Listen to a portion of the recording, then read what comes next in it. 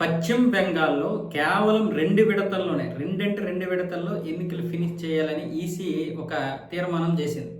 అంటే ఆ విధంగా ప్లాన్ చేసింది. షెడ్యూల్ చేసింది. April 23, April 29.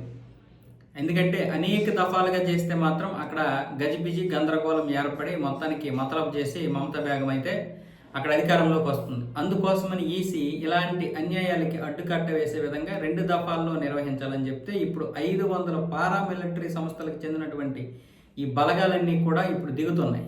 అయితే వీటన్నింటికీ కూడా ఈ బలగాలన్నింటికీ కూడా చేతికి ఆయుధాలు కాకుండా కేవలం లాఠీలు ఇచ్చి లా అండ్ ఆర్డర్ని కంట్రోల్ చేయమని ఇప్పుడు బీఎస్ఎఫ్ డీజీ అయితే మాట్లాడడం జరిగింది. ఆదేశాలు ఇచ్చాడు శ్రీ ప్రవీణ్ కుమార్ ఐపీఎస్ ఈ ఆదేశాలు ఇవ్వడంతో ఇది ఒక తొగ్లక్ ఫర్మానా అంటూ చాలామంది అయితే దీన్ని కొట్టిపారేస్తున్నారు. ఇది కరెక్ట్ కాదు.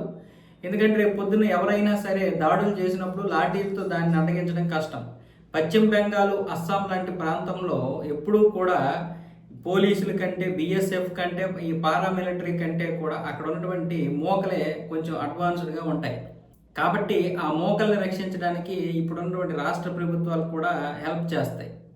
ఇప్పుడు ఏవైతే పశ్చిమ బెంగాల్లో మమతా బేగం ఉందో ఆవిడ బాగా హెల్ప్ చేస్తుంది వాళ్ళందరికీ. అందుకోసమని ఇప్పుడు ఈ పారామిలిటరీ బలగాల మీద ఎవరైనా దాడి చేస్తే లాఠీలతో అట్లా ఇచ్చేయలేం కదా, ఆపుకోలేం కదా.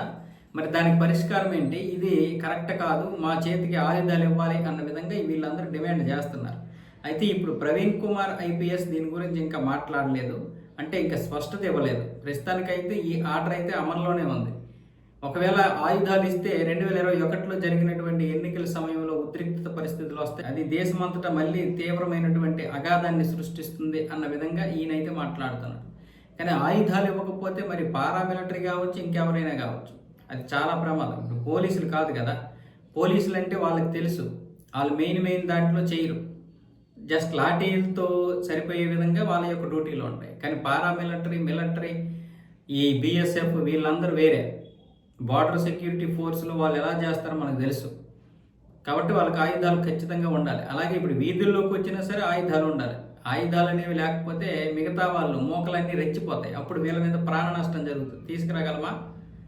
అందుకే ఇప్పుడు దీన్ని మార్చాలని చూస్తున్నారు, మార్చాలని డిమాండ్ చేస్తున్నారు. మరి ఇంకా ప్రవీణ్ కుమార్ ఐపీఎస్ గారు అయితే ఏం మాట్లాడతారో తెలియదు. ఇప్పటికే ఈసీ అక్కడ మంచిగా పనిచేసేటటువంటి వారిని తీసుకొస్తుంది. కాబట్టి కొంచెం తొందరపడాల్సిన అవసరం లేదు, అన్నీ చక్కబడతాయి.